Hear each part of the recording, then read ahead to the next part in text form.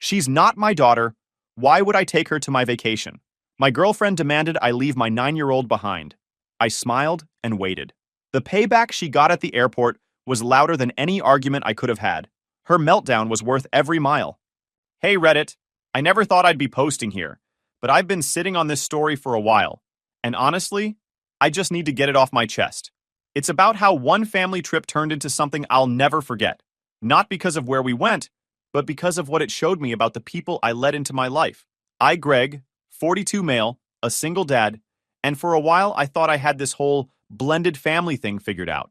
My girlfriend, Rebecca, 39 female, had 2 kids from her previous marriage, Kevin, 14, and Faith, 12. I had my daughter, Hope, who's 9 now. She's the quiet type, thoughtful, polite, the kind of kid who asks before taking anything. Rebecca's kids were louder, always needing attention, but I tried to make it all work. Rebecca and her kids moved into my place about 8 months after we started dating. I'd set up Hope's room exactly how she wanted it. I told her, "This is your home too, even though she's with me part-time." That was non-negotiable. At first, things seemed fine. We'd have family dinners, game nights, even the occasional movie night when everyone could agree on a movie, which was rare. But after a few weeks, I started noticing patterns. Rebecca's tone would shift whenever it came to Hope. She'd correct her for the smallest things, chewing too loud, leaving her shoes near the door, using too much syrup on pancakes, while her own kids could blast music at midnight and barely get a look. I tried to brush it off, thinking maybe she was just adjusting to sharing space. But then came the day that made everything clear. It was a Sunday afternoon. I was in my office finishing up some work while the kids were in the kitchen. Rebecca was baking biscuits, the fancy kind she likes showing off on Instagram. I heard the oven timer ding, then the clatter of plates and laughter. Normal stuff, until I heard Hope's soft voice. "Aunt Rebecca, can I have one more biscuit, please?" There was a pause. Then Rebecca's voice, sharp, like a slap. "Hope, no. You've already had one. OMG, you're just greedy like your mother. Get out of here." Silence. You know that kind of silence that just fills the house? That's what it was. I froze for a second. I wasn't even sure I heard her right. Then I heard Hope's small voice again, barely a whisper. "Okay, sorry." I got up so fast my chair slammed into the wall, walked straight into that kitchen. Rebecca was still at the counter, pretending nothing happened. Hope looked down at her plate, red-eyed. Kevin and Faith just stared. "What did you just say to her?" I asked, keeping my voice low but firm. Rebecca blinked like she was confused. "What?" "I just told her she's had enough. You don't want her eating too many sweets." "No," I said, stepping closer. "You said she's greedy like her mother." Her smile disappeared. "It was just a joke. Don't make a big deal out of—" I cut her off. "You don't joke about my kid's mother. You don't talk to my daughter like that. Ever." She looked genuinely surprised that I called her out. "I didn't mean it like that," she said quickly, trying to sound calm. "You're overreacting." "I'm not overreacting," I said. "I'm ending this. If you think you can insult my daughter and still live under my roof, you're mistaken. Pack your stuff." Her eyes went wide, and she reached for my arm. "Wait. No, please, I didn't mean it like that. I just... She what?" Asked politely for a biscuit. Rebecca started crying then, full panic mode. "I'm sorry, okay?" It just slipped out.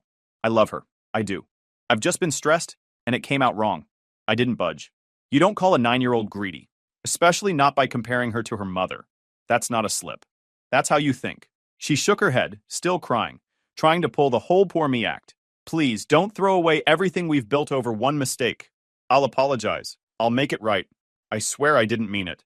I stood there watching her crumble, and honestly, part of me just felt tired. Tired of always having to defend Hope from people who should have cared about her. "You want to make it right?" I said finally. "Then apologize to Hope. Not to me, to her." Rebecca nodded quickly. "Of course I will. Right now." She knelt beside Hope, who still hadn't said a word. "Hope, sweetheart," Rebecca started, voice shaky. "I'm so sorry. I shouldn't have said that. It wasn't fair or true. You're a wonderful girl, and I was out of line. Can you forgive me?" Hope looked up at her, then at me. I just nodded once, silently telling her it was her choice. After a pause, Hope whispered, "It's okay." Rebecca hugged her, and Hope awkwardly patted her back. It looked more like a truce than a moment of forgiveness, but I let it slide. Later that night, after the kids were asleep, Rebecca came to me again. She kept saying she'd never do anything like that again, that she'd make more effort. I told her straight, "I'll forgive, but I won't forget. You hurt her once, you're done for good." She nodded like she understood, but I didn't fully buy it. Over the next few weeks, she did act better, made small efforts, let Hope pick a movie, bought her favorite cereal, even helped her with a school project. It almost looked genuine. One night, I asked Hope privately how things were going. She said Rebecca was being nice now and hadn't said anything mean since that day. I smiled, but deep down, I knew this was a test run. I wanted to believe Rebecca had changed, but part of me stayed alert. You don't forget how quick someone shows their true colors when they think no one's watching. And as it turned out, I was right not to let my guard down. For a few months, things stayed calm. Rebecca acted like she'd turned a new page, helped Hope with homework, smiled more, even made breakfast for everyone on weekends. It was decent. Not perfect, but tolerable. I thought maybe the whole biscuit thing had scared some sense into her. Then one night, right after dinner, she dropped her next big idea. She walked into the living room waving her phone. So, I've been thinking. Spring break is coming up, and it might be nice to take a family trip to Florida, she said, emphasizing family like she was announcing a charity event. My parents said we could use their condo for the week. It's in Orlando, close to the theme parks. It'll bring everyone together. Kevin and Faith immediately started cheering. Disney! Faith shouted. Hope looked up from her coloring book, eyes wide. She'd never been to Florida. Can we really go? She asked, smiling big. Rebecca nodded dramatically. That's the plan. I'll take care of the flights. I have a ton of airline points saved up, and we'll stay at my parents' condo for free. She turned to me, her sales pitch mode kicking in.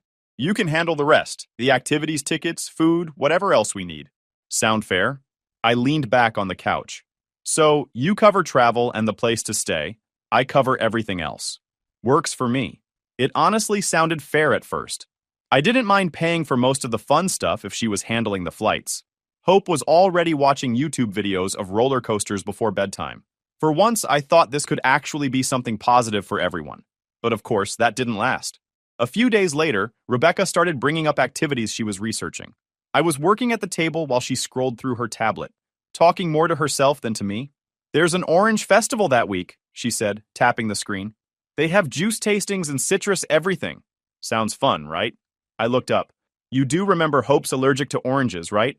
Rebecca blinked, then gave a little laugh. Oh, that's right. Well, she can just skip that day. I'll take the other kids. I stared at her.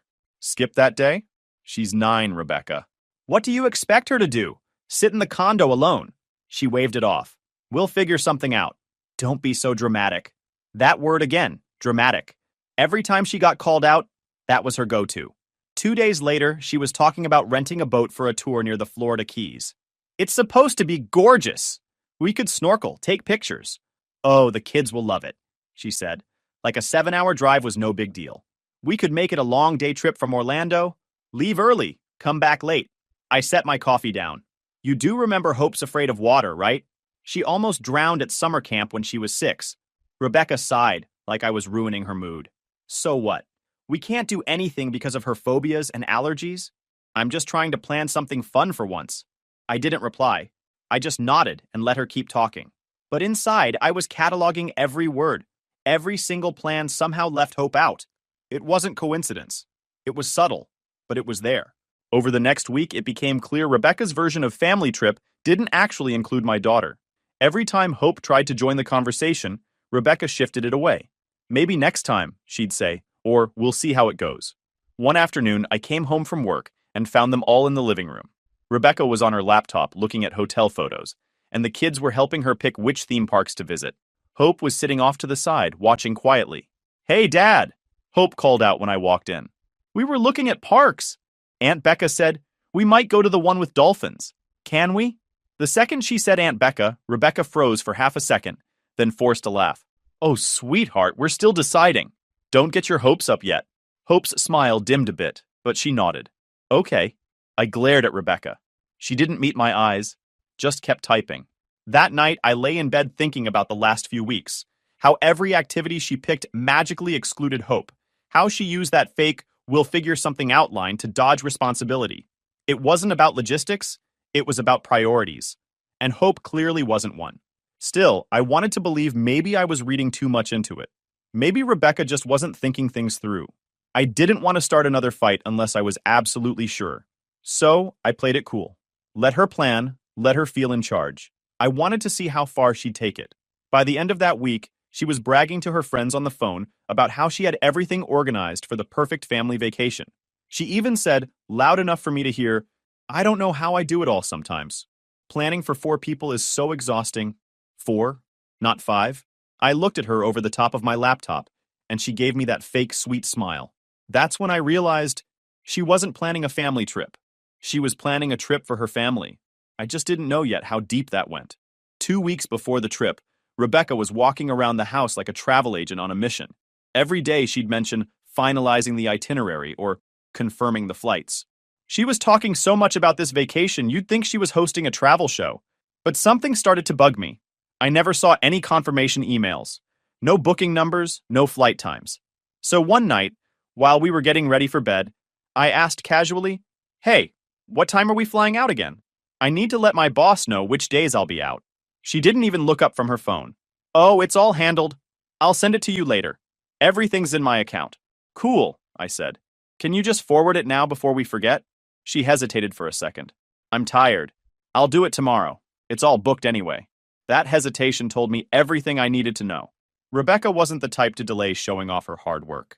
Normally, she'd be bragging about flight upgrades and window seats by now. The next evening, she took a shower after dinner and left her laptop open on the kitchen counter. I needed to check a few work emails, so I used it. But when I logged into my account, her airline tab was already open. I wasn't planning to snoop, but then I saw my name. Curiosity hit, and I clicked. 4 tickets. I jotted down the 6-character confirmation code. Her name, Kevin's, Faith's, and mine. No Hope. For a second, I just stared at the screen. Maybe it was a mistake? Maybe she booked Hope separately? But the trip details clearly said party of 4. My stomach sank. When she came out of the bathroom, hair wrapped in a towel, I was still sitting there. Hey, I said quietly. Can we talk for a second? She looked surprised. Sure. What's up? I turned the laptop toward her. Why are there only 4 tickets?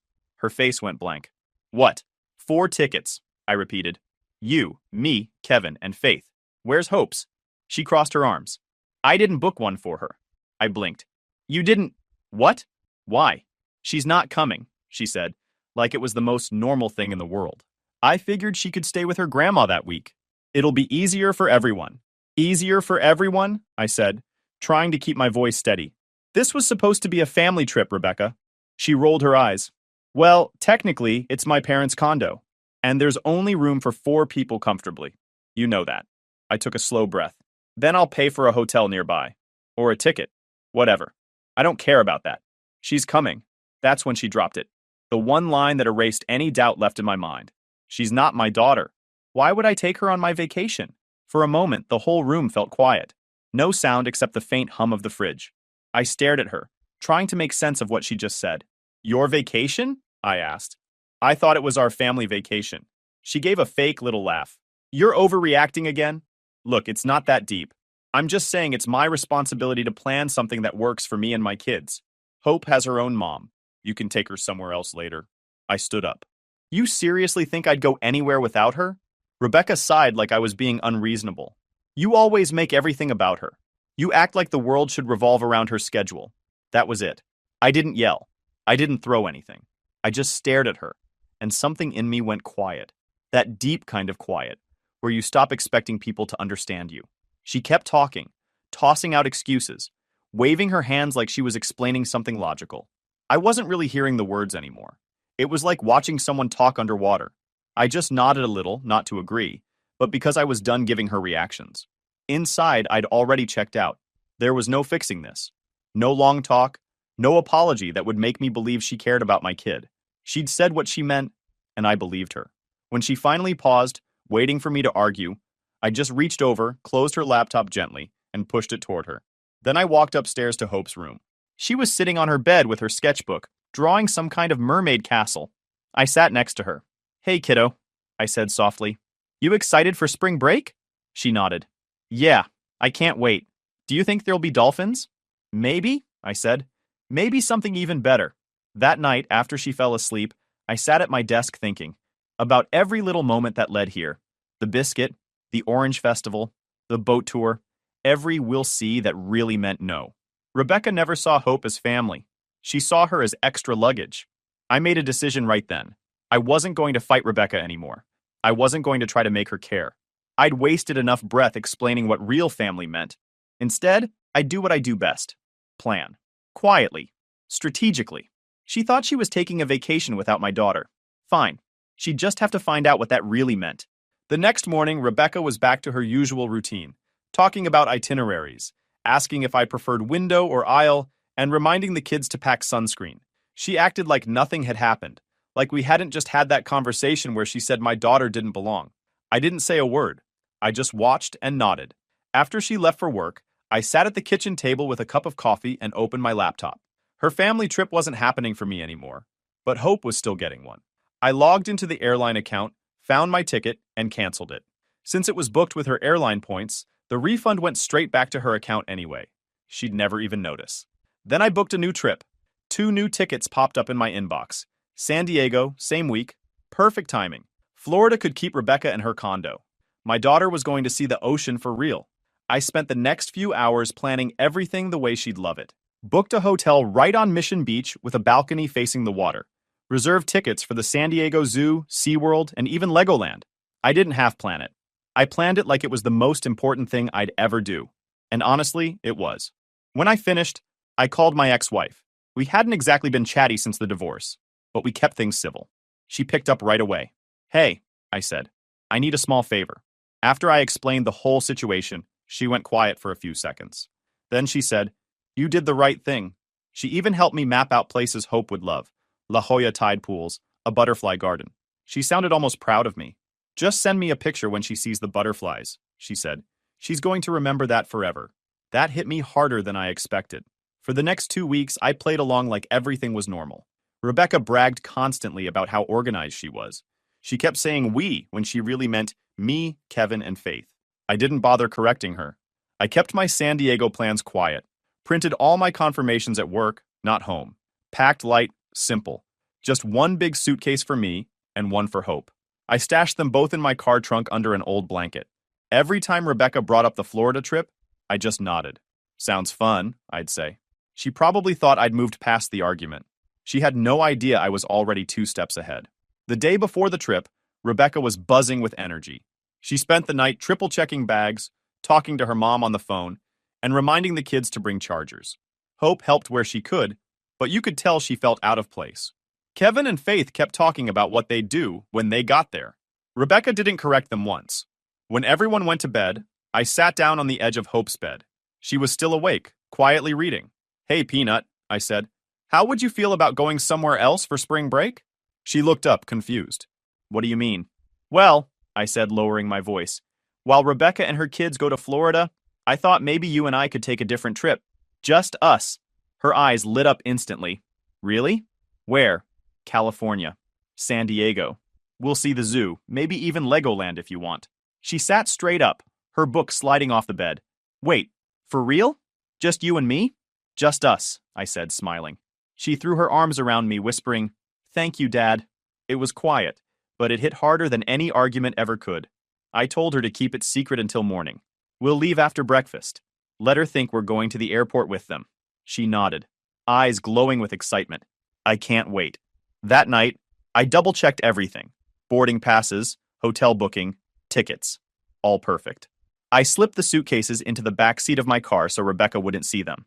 Lying in bed, I could hear Rebecca on the phone with her mom, talking about how it's so nice to finally have a trip for my family. Her voice carried down the hallway. I just stared at the ceiling and smiled to myself. She'd get her wish. She'd have her family trip, just not the one she expected. Before I turned off the light, I glanced at Hope's door. I could see the little glow of her night lamp under the crack. She was probably still awake, too excited to sleep. And honestly, so was I. In a few hours, she'd find out what it really felt like to be the center of the plan, not the afterthought. Let Rebecca have her Florida condo and her perfect photos. Hope and I had a real vacation waiting for us. The next morning, everything started like any other travel day. Rebecca was already pacing the house at 6 a.m., double-checking passports, shouting for Kevin and Faith to grab their bags, and giving me a list of things I'd better not forget. I just smiled, carrying my and Hope's hidden suitcases to the car while she wasn't looking. We loaded up and left for the airport. Rebecca sat in the front seat talking nonstop about Florida weather, her parents' condo, and how she couldn't wait to finally relax. Kevin and Faith argued in the back about who would sit by the window. Hope sat quietly next to them, holding her stuffed turtle, the one she's had since she was 5. Every few minutes she'd glance at me, trying not to smile.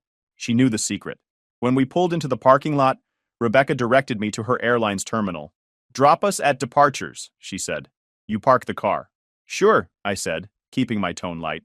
"We'll meet you inside." Once she and the kids went ahead, Hope and I parked, grabbed our bags from the trunk, and walked toward the other side of the terminal. Different airline, different destination. She kept giggling under her breath. "Dad, what if she sees us?" "She won't," I said. "She's too busy making sure everyone knows she's going to Florida." We checked in easily. 2 boarding passes to San Diego, printed out smooth as silk. The agent smiled at Hope and handed her a little pair of plastic wings. "First time flying?" Hope nodded proudly. After security, we had time to kill, so we stopped at a cafe for breakfast. Pancakes and orange juice, well, apple juice for her. She kept kicking her feet under the table, too excited to sit still. I checked the time. Rebecca's flight boarded at 9:10, ours at 9:40. Same terminal, just a few gates apart. Perfect. I pulled out my phone and sent her a text. "Which gate are you at?" A minute later, she replied, "C12. Hurry, they're about to start boarding." Perfect. We walked over, blending into the crowd. When she spotted us, she waved, clearly relieved, probably thinking we'd just been running late. But then she frowned. "Where are your bags?" I smiled. "Already checked." "Oh, good," she said, glancing at the line forming. "Come on. They're starting boarding group 1. We can probably go in soon." I didn't move. "We're not on this flight." She blinked. "What do you mean?" "We're not going to Florida," I said, keeping my voice calm but firm. "Hope and I have our own trip." Her eyes widened, color draining from her face. "What are you talking about?" "Of course you are. I booked your ticket." I shook my head. "You booked your ticket." I canceled mine. The people around us were starting to notice the tension. Rebecca's voice rose fast. "Are you kidding me right now? You canceled your ticket? What about the money? The condo? The kids' plans?" I shrugged. "You made your plans. I made mine." Her jaw tightened, anger flooding her face. "You're supposed to pay for everything there. How do you expect me to cover it all now?" I looked her straight in the eye. "That's not my problem. You lost me the day you decided to exclude my daughter. That did it." She exploded. "You're embarrassing me in front of everyone. You're making a scene. This is childish." I couldn't help the small smirk. "You embarrassed yourself when you planned a family trip without half the family." Her voice got louder. "You think you're some kind of hero? You ruined our vacation." People were openly watching now. A gate agent stepped closer, clearly deciding whether to intervene. Kevin and Faith stood awkwardly off to the side, not saying a word. Hope squeezed my hand tighter, her small fingers pressing against mine. I leaned in close enough for only Rebecca to hear. "I told you before, I don't argue about my daughter. You made your choice. Enjoy Florida." She opened her mouth to shout again, but the gate speakers cut in. Now boarding rows 1 through 6 for Flight 201 to Orlando. Kevin tugged on her sleeve. "Mom, we need to go." Rebecca glared at me one last time, eyes full of rage, then grabbed her kid's hands and stormed toward the gate. "This isn't over," she hissed as she passed. I watched her go without a word. The line of passengers swallowed them up, and just like that, she was gone. Hope looked up at me. "Dad?" "Yeah, kiddo? Can we go see the butterflies now?" I smiled. "Yeah, let's go." We walked across the terminal toward our gate. No shouting, no drama, just the sound of her sneakers squeaking on the floor. When we got there, I handed her the boarding pass. "You hold on to this one." She looked down at it like it was a golden ticket. "San Diego," she read out loud, grinning. A few minutes later, as we lined up to board our own flight, she tugged my hand again. "Dad? Yeah?"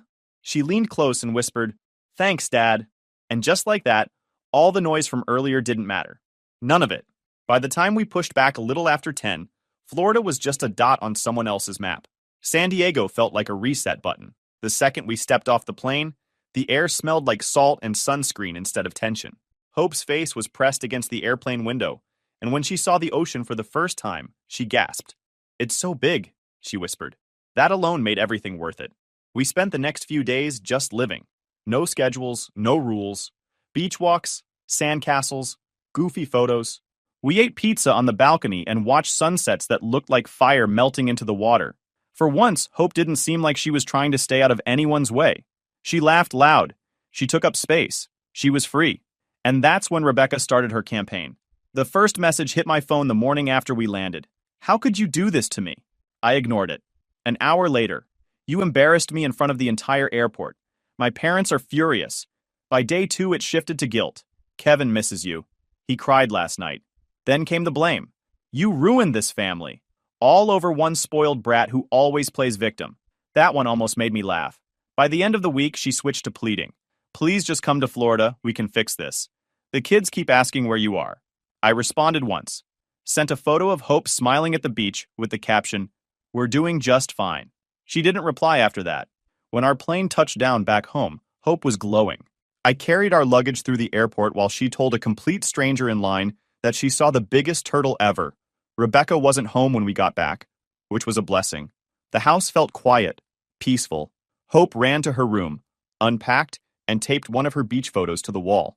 We'd only done 4 nights in San Diego, just enough for a perfect break, while Rebecca and her kids were gone the full week. 3 days later, she finally came back with her kids. I heard the garage door, the heavy footsteps, the fake, cheerful voice. "We're home!" she called out, like nothing had happened. I stayed seated at the kitchen table. She walked in with sunglasses on her head, fake tan, and a smile that didn't touch her eyes. "So, how was your little trip?" she asked, setting her purse down. "Perfect," I said. She laughed lightly, but I could tell she was trying to gauge how much trouble she was in. "Good. I'm glad you and Hope had fun. Maybe next time we'll all go together, when things cool off." I didn't respond right away. I waited until the kids went upstairs before I said it. "We're not doing this again." She froze. "Doing what?" "This," I said, pretending everything's fine. Acting like you didn't say what you said. Acting like my daughter doesn't exist when it's inconvenient for you. Her smile faded. "You're still stuck on that? God, you're so dramatic." I already apologized. "No," I said calmly. "You apologized because you got caught. You don't see anything wrong with what you did." She crossed her arms. "So what now? You're breaking up with me over one trip?" I looked her straight in the eye. "No, I'm breaking up with you because you made it clear you'll never see my daughter as family, and I'm not living like that." She laughed bitterly. "Wow, you really think you're some perfect dad, don't you? You're making a huge mistake. No one else is going to put up with your rules." "I'll take that risk," I said. For a moment, she just stared at me, realizing I wasn't bluffing this time. Then she muttered something under her breath and stormed upstairs. I heard drawers slam, suitcases unzip. Within an hour, she was gone. When the front door finally closed, the silence that followed felt different. It wasn't heavy anymore. It was light. That night, Hope came into the living room wearing her pajamas and holding her sketchbook. "Is Rebecca gone?" she asked. "Yeah," I said. She hesitated. "For good?"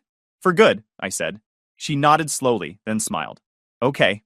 The next morning, the house actually felt like home again. No tension, no fake politeness, no walking on eggshells. Hope hummed while eating breakfast. She told me a joke she made up herself.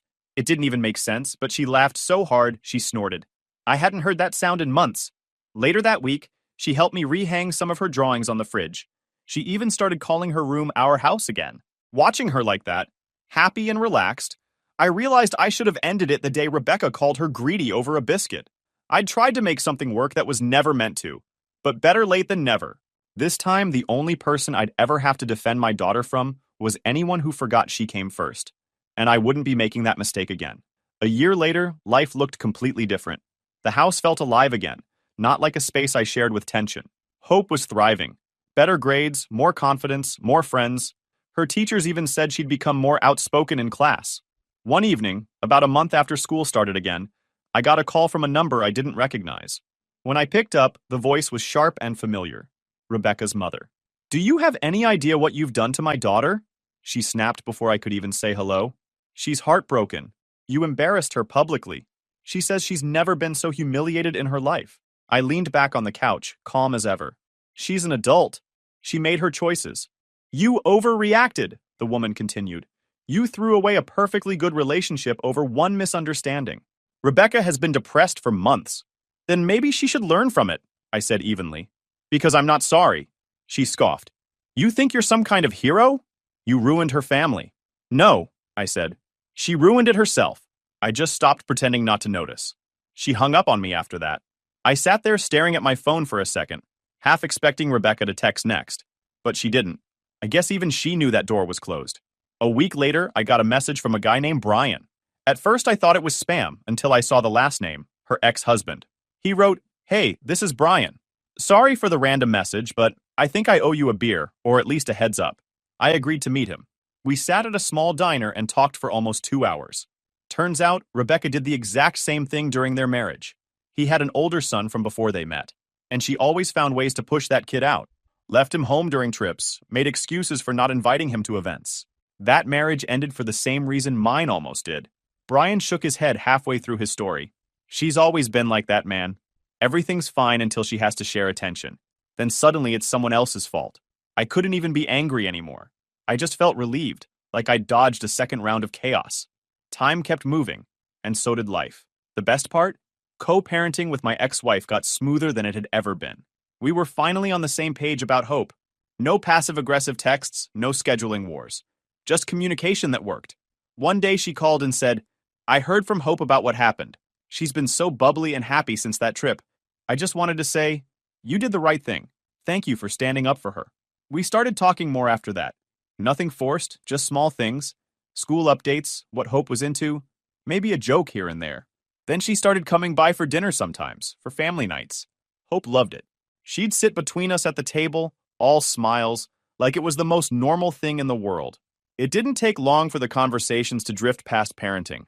We'd talk after Hope went to bed, about work, life, everything we messed up back then. She told me she noticed a change in me, that I seemed calmer, more sure of myself. I told her she looked happier too.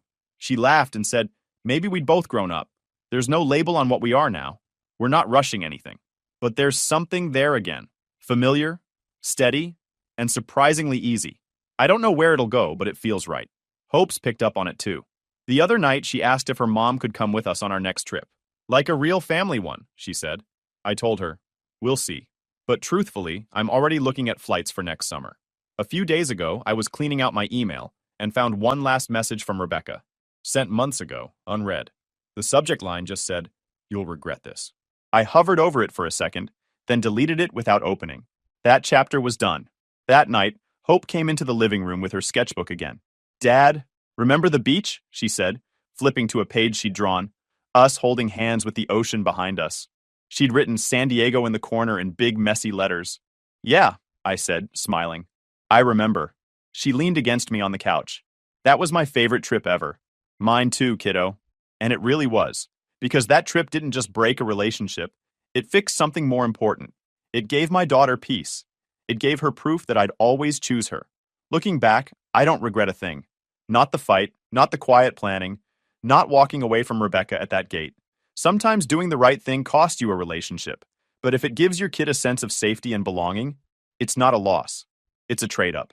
And as far as I'm concerned, it's the best trade I'll ever make. YouTube just dropped this new hype feature. If you're hooked on this story, smash that hype button.